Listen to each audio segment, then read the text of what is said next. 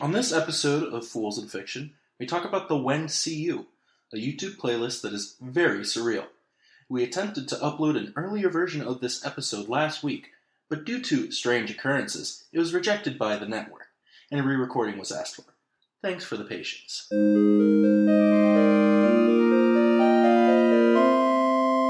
Hello and welcome to Fools in Fiction. This week we are talking about the WendCU, which is a YouTube playlist by Verninator some numbers.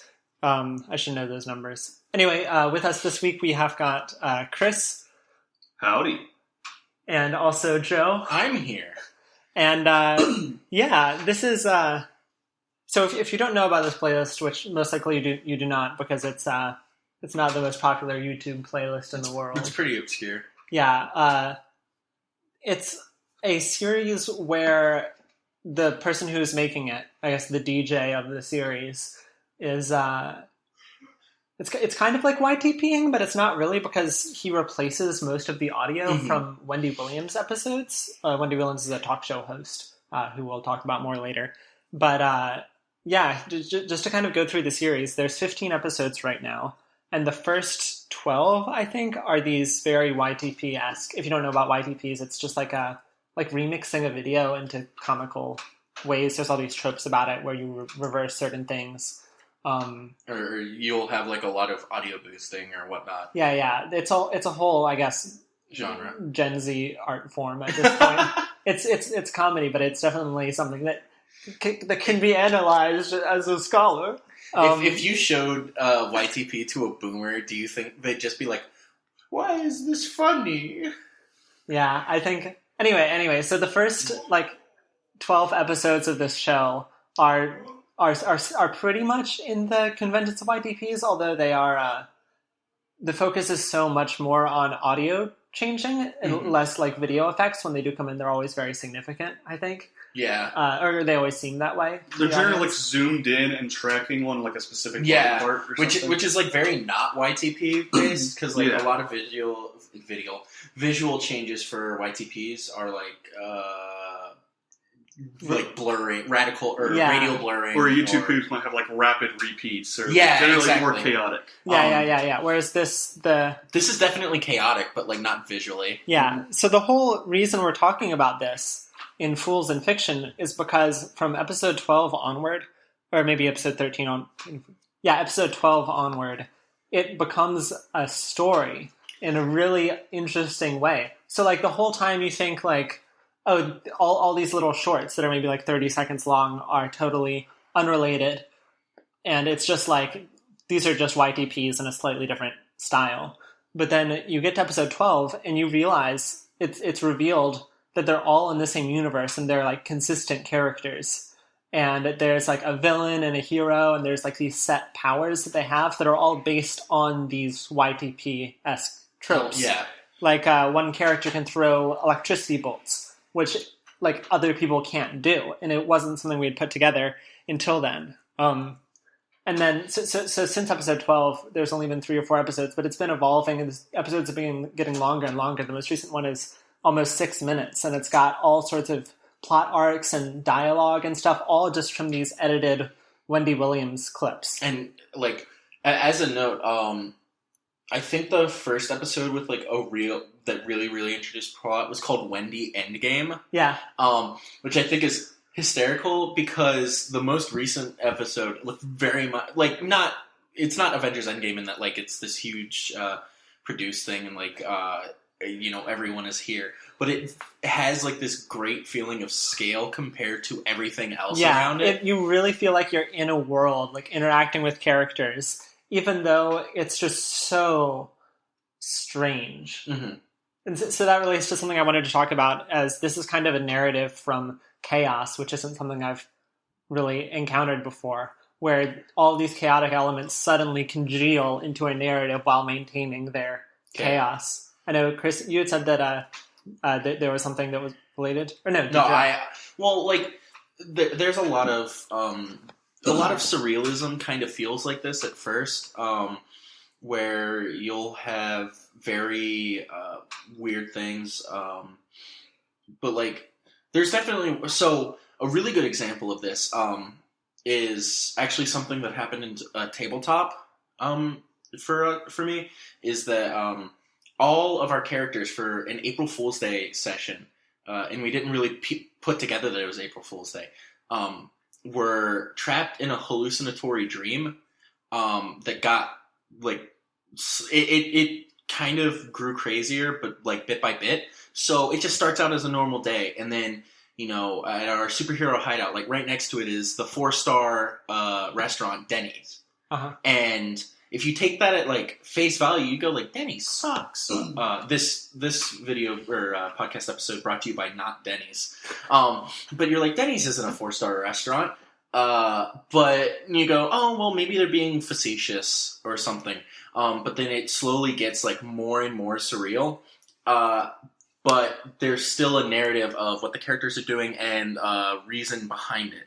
And that this chaos will like congeal into that reason.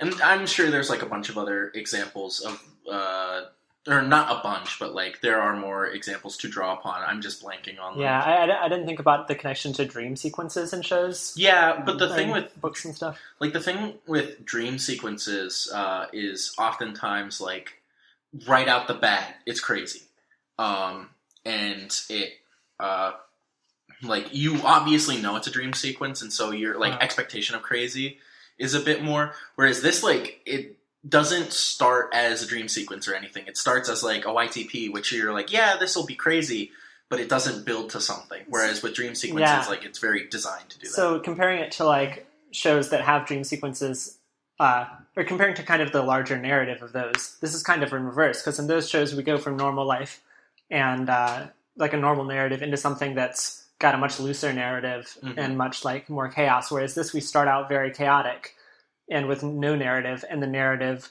comes out of it into more realistic characters. So it's an interesting inversion, I think. It has that like what is the word that I want? Classics when the like building of the universe. What's the term for that? Creation story? No, but like there's a more specific one that I'm looking for. I guess it's kind of theogenetic in its way. That's not quite the word I'm looking for.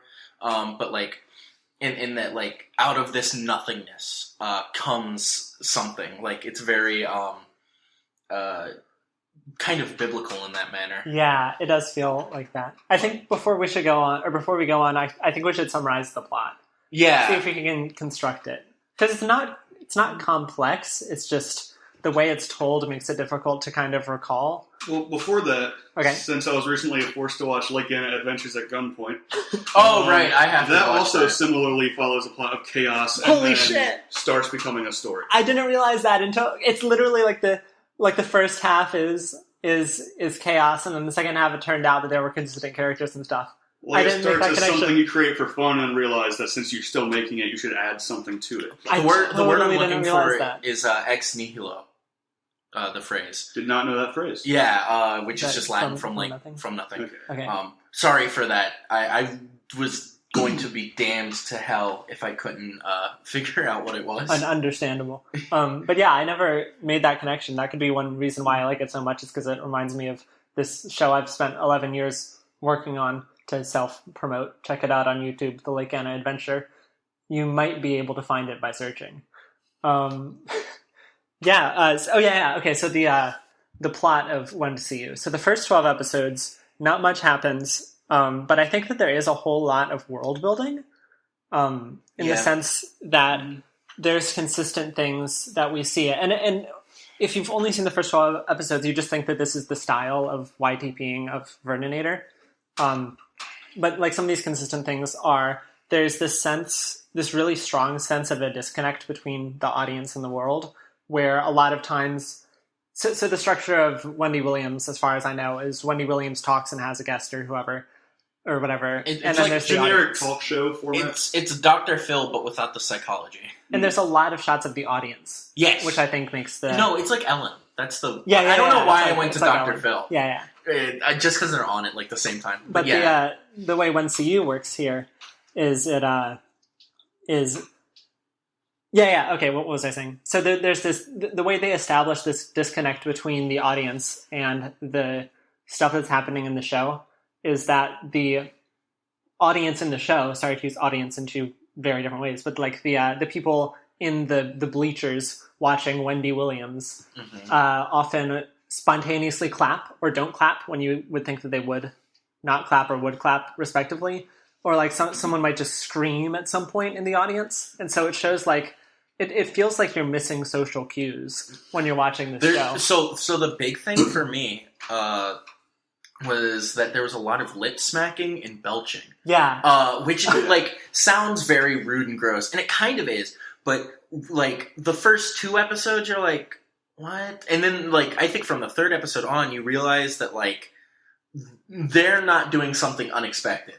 To them, it's like the Skeksis. Yeah. Just like how their whole operation seems strange to us. There's also characters. Another way that we get this disconnect is that the way dialogue works in this show is that there's kind of this alternation between saying these very... excuse me, I'm choking. These very arcane things, or like very simple. Arcane things, like break the habits or shoot. Where to us, we don't know what they mean, but the characters have these very emotional reactions to them. Whereas sometimes we'll get a very straightforward sentence. I think the one most critical to the story comes from the most recent episode where Guy Fieri says, "This is the bomb." And then nobody reacts, but a character eats it and literally explodes, which is a huge point in the story. Yeah. So, like, the characters have this kind of way of communication that's totally opposite of the way that we communicate. So that also establishes this obscure, world. Guy Fieri feels like the only literate person there. Because in his solo episode, he does, like, a fair bit of talking and, like, normal dialogue. Because the vast majority of the audio of this show is either ADR'd or... like, it'll just be, like, one line out of nowhere. And there's always a lot of reverb added onto it. Yeah. We still got summary of the plot. Yeah. Back to the summary of the... So, in the first one, we also kind of see that Wendy is, like...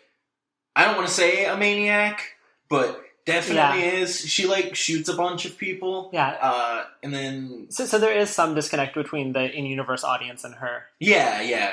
Their expectations of them. Yeah. And then... like, the expectations of an audience to a talk show host. Talk show hosts have a more tyrannical position in this universe. Yeah, exactly. It didn't feel like an audience. It felt like being held captive and, like, forced to watch the goblins in a labyrinth. Yeah. Where the Goblin King is like, well, laugh, and then they all have to laugh. Yeah. And he's like, stop!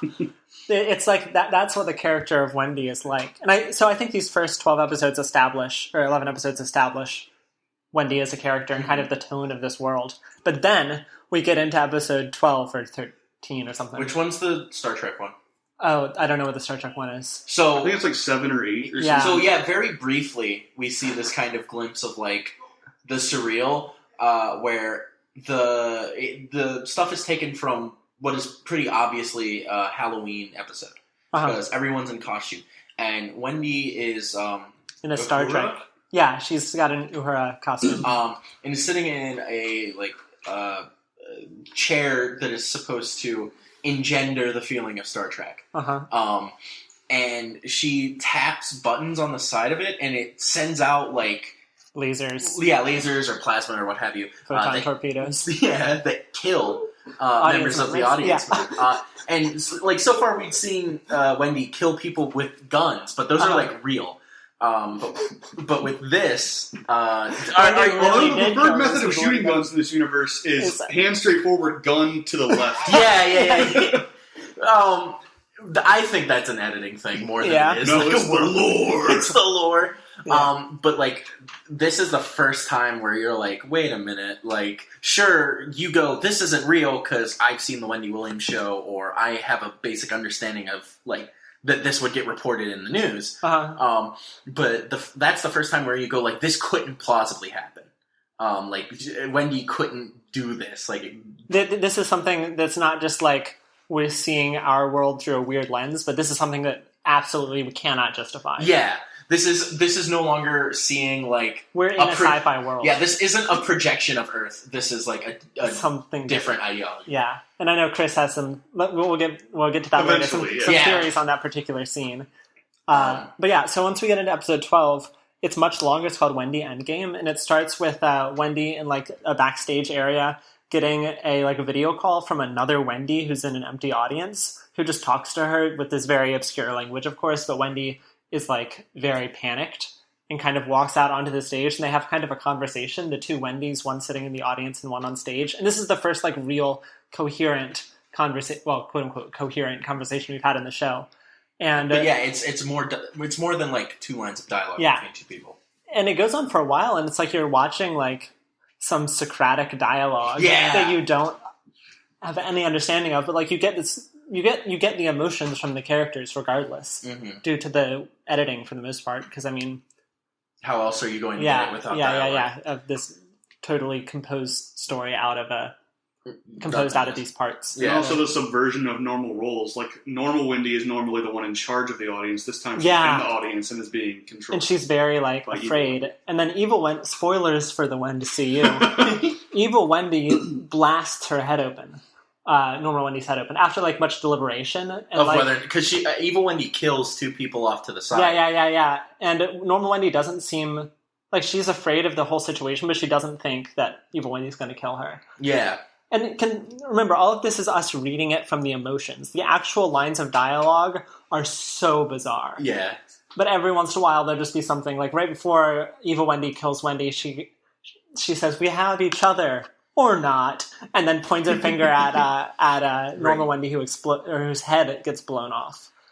And then there's very dramatic music. But after that, we cut to the next episode is Evil Wendy, who you can tell because she's blonde, as opposed to normal Wendy, who has brown hair. Yes. Just doing, like, killing more people with this same kind of scanners, pointing at them, and then their head explodes thing. With, like, reckless abandon. Yeah. Yeah, so she's, like, taken over normal Wendy's position.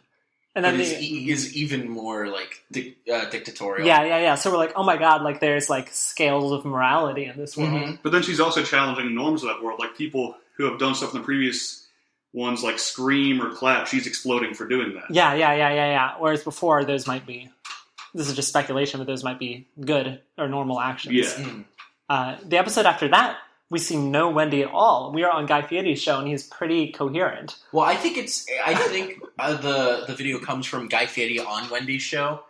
Okay. But okay, I didn't know. But in the fiction of the universe, I think you can tell because of the background color. But in the fiction of the universe, this is like Guy Fieri sans Wendy. Yeah, and it turns out he has the same power that Evil Wendy has of exploding people's heads. Yes. Yeah, and then the next episode after that, called Wendy drives in and dies. Yeah. Guy Fieri goes to Evil Wendy's show, or what used to be Normal Wendy's show, but it's Evil Wendy's show now. And they like have a collaboration episode, but Guy Fieri gives her a bomb to eat, which is a taco. And this is what we were talking about, where he straight up says, "This is the bomb." Wendy says, "What is that?" Or Evil Wendy says, "What is that?" And he goes, "This is the bomb." And it like crackles. And then Evil Wendy eats it. And then we have like the most beautiful piece of editing I've ever seen. So where crazy. Evil Wendy is chomping down on the taco and time freezes and you can see her eyelids open. And then it goes, brrr, and it rewinds back through the episodes of her committing her acts of violence. And she's, brrr, brrr, and she's still eating the taco and the music is rising. And then there's this, brrr, and in the audience, normal Wendy appears and reattaches her head and she goes, "This is my moment. You watch. And then all the people that Evil Wendy have killed kind of get summoned in this very Harry Potter sense. With the resurrection stuff. Yeah. And Evil Wendy is still eating this taco in slow motion on the stage. And then there's this, like, the music here is beautiful. I don't know what it's from. Neither do I. I feel like it's from, like, it has, like, the same tone as the Inception sound. Yeah. But it has way different pitches. If someone listens to this and, like, figures out what it is, please let us know. But anyway, Evil Wendy explodes, and normal Wendy walks on stage, and her footsteps are so loud and clonky, like... as she's walking onto the stage, and it's this very joyous moment, and then she drives away, and like this very Life is Strange kind of melancholy song starts as she goes into her new life. And alongside Guy Fieri. Yeah, who's also driving, and then the grand twist at the end of it, and this is where we are in the show right now, is Guy Fieri crashes his car into normal Wendy's car, who he just helped resurrect. Is it really? I thought it was they were both in the same car and they got hit by another car. Oh my god. I think that was it. Oh my god, I misinterpreted it. So, but he's laughing right before. Well, we can't interpret what that means. Also, Guy Fieri is like a benevolent force in this universe. He's the mentor archetype to Light Wendy's hero archetype. Yeah, but I thought he crashed his car. So that totally that changes. So that changes it. The really interesting thing about him though is like on the Wendy drives in and dies. Evil Wendy throws a ball of like lasers or whatever at audience members' open mouth, and it lands in there. And Guy Fieri like waves his hand, and it comes out. Yeah, and Guy Fieri like absorbs it. Yeah, doesn't he say something like definite, like no? And like he says something like that. You didn't tell us we would be shooting today. Yeah. It's something he says. With anger. Uh-huh. And so like I think first of all that's like the plot. That's the plot of WendCU right now. Actually, I just thought of this. This actually is very similar to the anime Inuyashika. Okay. It has like 8 episodes or something. It's really? An old man and a young teen both get superpowers. Okay. And the young teen goes like insane and starts killing people, and the old man's trying to stop him, but they both have the same power. And interesting. It's essentially this story. I like that. I'm a big fan. But I think I think we've talked kind of about the plot and the structure of WendCU. I think the other thing we wanted to talk about was like I've got a do you have another thing? It's just that Chris was saying how this reminded him of an anime. It reminded me, just maybe 10 minutes ago when I was writing notes on this, of Undertale. Oh, right. Because I was thinking, have I ever encountered a story that starts out as something typical of its genre with all the tropes, but then uses those tropes as elements of the story?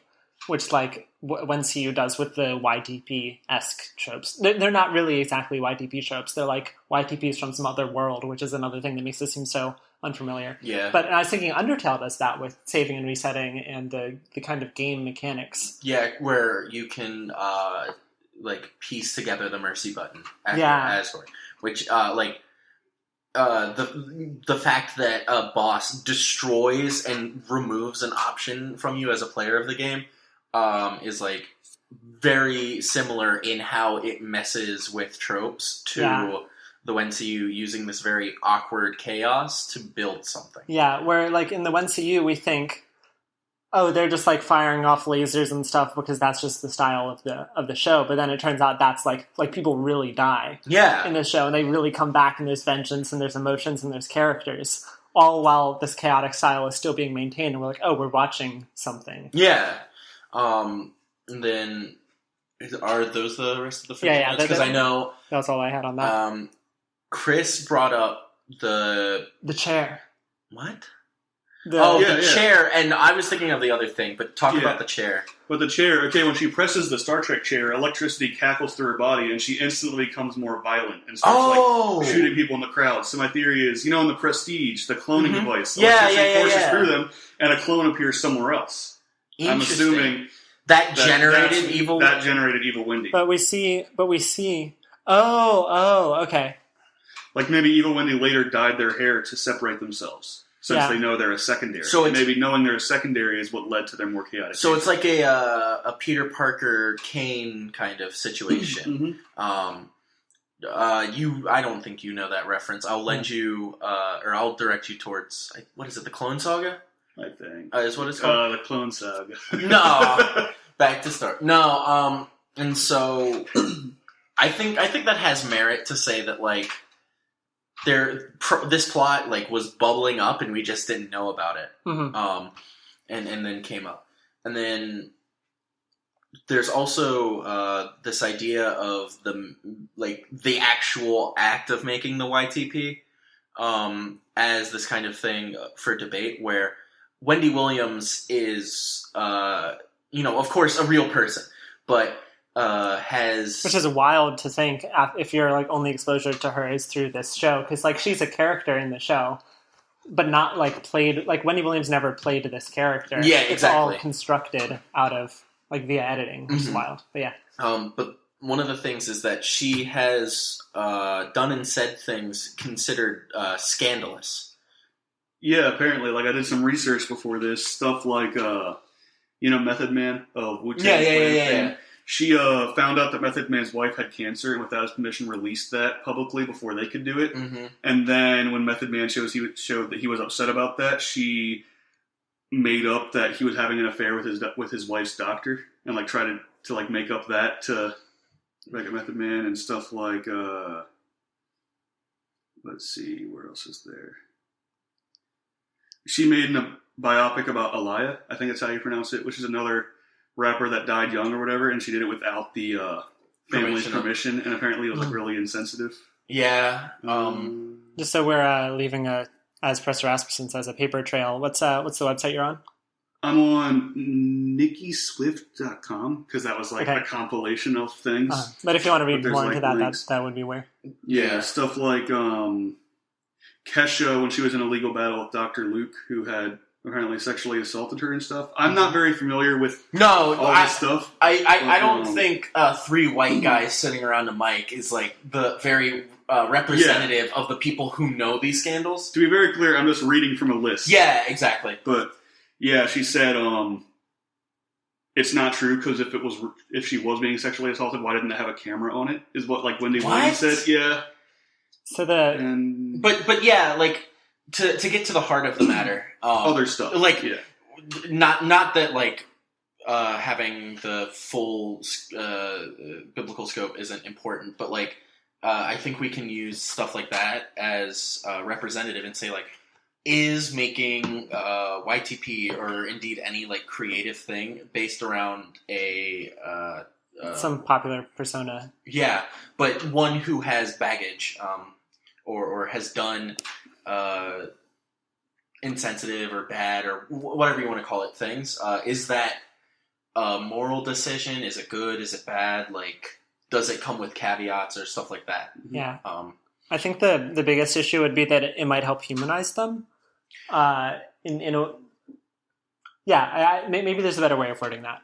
Yeah, because they are humans. I think it puts a degree of separation between them in some instances. So, like with Alex Jones, I think a lot of YTPs of him are fine because he's portrayed as like a derelict who is like ranting and raving and has no clue what he's talking about. But then there's also, I wouldn't really know who Alex Jones is without like the YTPs I've seen. So that's fair. Like, there's a thing like no publicity is what's the quote? I keep forgetting it. There's no such thing as bad publicity. That's it. Which perhaps I think that at some point, like, that's fair enough to say that Alex Jones probably does have some notoriety and probably has some people who follow him who heard YTPs and went, actually, he's, saying things that I might jive with. Mm-hmm. I think I watch YTPs of PragerU, which is Dennis, who, so PragerU was founded by Dennis Prager, who is a conservative talk show host. If this sounds like it's being read by like Ollie Thornton of Philosophy Tube or... Did you call him Ollie Thornton? Or Ollie Thorne. Okay. There's a character named Thornton. Okay. So Ollie or H-Bomber guy or any of Left Tube, that's because like they're a popular subject of it, just because they're pretty blatantly conservative and pretty blatantly like trying to proselytize. Yeah. And there's like a bunch of videos on debunking them. Sean did a lot of really good ones. Is it Joel? Big Joel? I don't know these people. Okay. I am the only... but like so back to the heart of the matter, I got sidetracked. A lot of the stuff I watch not only makes the Dennis Prager, when he's speaking, sound like an utter buffoon, But if it's not like making him say ridiculous things, it's making him say like a lot of leftist or communist or liberal propaganda. Yeah. And I think that's like completely fine, and in fact probably a really good thing. The big difference between that and WendCU is I didn't know that Wendy was problematic until Chris told me. Like from watching WendCU several times, you don't like it's not making fun of Wendy Williams. Yeah. Whereas some of the Alex Jones stuff and definitely a lot of the Dennis Prager stuff is like very directly parodying and making fun of this person. Maybe satirizing. Yeah, thank you. The word. And so I think that, like, sure, some things exist outside of not outside of context, but like, yeah, some things exist outside of context. Yeah, that's a great thing to say. I can out feel of context. all my ethnomusicology professors descending upon this dorm like a SWAT team. So like. To give an example to something that I'm not articulating well, O.J. Simpson. So I didn't mean to make fun. No. of that. I definitely. It's just such a bold statement. Yeah. So like O.J. Simpson. If you don't know this, I shall give you the word of God. O.J. Simpson was tried for he was accused of murdering his wife and I forget. Was it her affair boy? That's not the word. I believe it was the man with whom she was having an affair. That is the way to say that. I don't remember if it was confirmed that she was having an affair or if it was alleged. Well, they were found in bed together, right? Were they? Okay. Like headless. Oh, yeah. So he was tried for a very, very extensive thing and was acquitted of all charges and was later put in jail for like tax fraud. Stealing his own stuff from a museum. Oh, that's right. Yeah. He was arrested for really crazy shit. But O.J. Simpson was, sports icon and the one becoming an actor. Was becoming an actor, and that's where I go with this, is that O.J. Simpson plays the character of Officer Nordberg in the Naked Gun series, which in and of itself is a parody. But I think watching the Naked Gun and it existing and showing Officer Nordberg being like a regular human being doesn't directly say anything about the morals of O.J. Simpson. Mm-hmm. And so, like, I think you can... this is something I talk about a lot on this, is that I think a piece of fiction can exist not outside of, but more detached from the context of the actors who play it. And, like, there's definitely exceptions to that. There's a lot of people who have committed sexual assault or are just, like, really racist or anti-Semitic or whatever that have kind of faded from Hollywood because a lot of people are like, well, we don't want to cast them anymore now that we know this. But then also, to play devil's advocate, fictional representations of people do change public perception of them. Like, he played Nordberg, and he seems like harmless, someone who would not harm people in that. He's the butt of a lot of jokes. So he was considered for the role of the Terminator, but they decided against it because they didn't think the audience would believe he'd be capable of killing someone. There's a lot of conflating actors with characters, even in just like the way we speak. Like, did you know Bart Simpson played blah blah blah when we made the actor who played Bart Simpson? Yeah. That's a lot of like when you talk about voice acting specifically, where you'll say, he's the voice of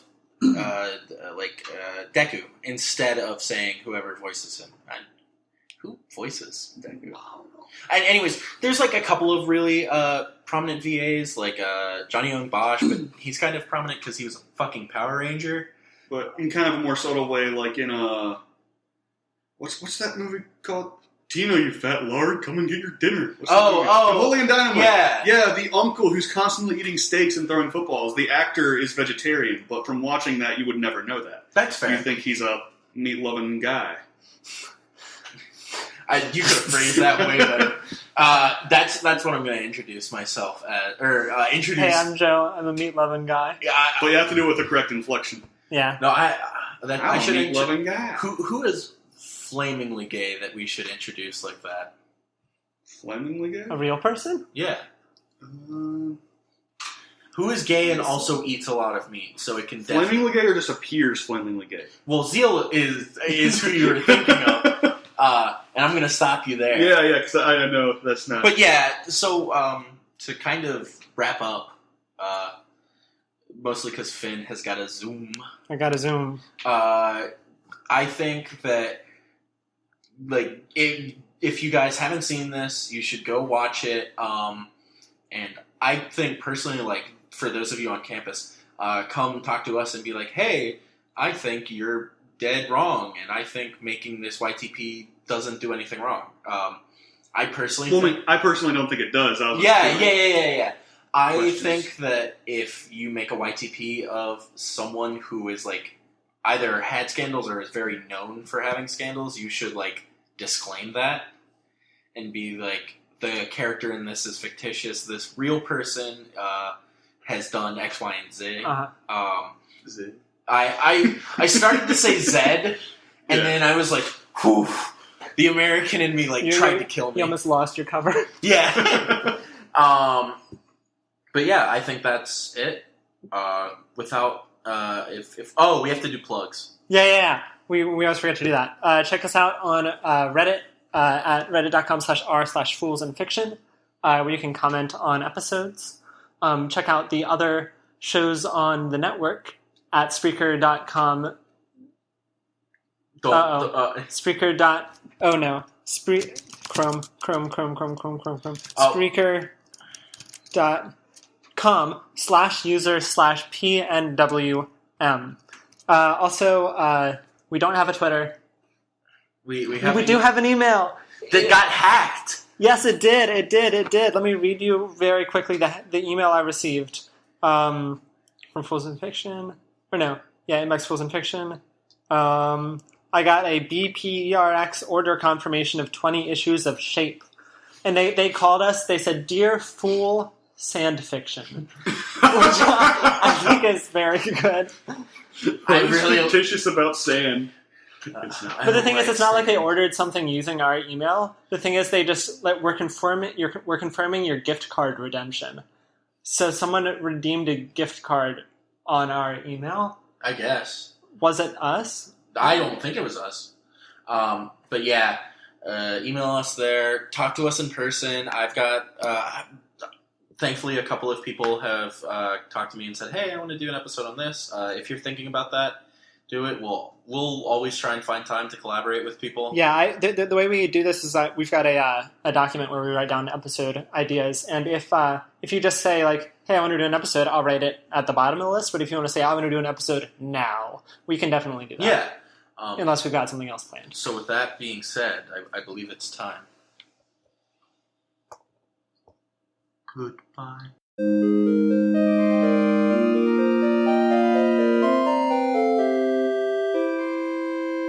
Please, for the love of God, turn the podcast off.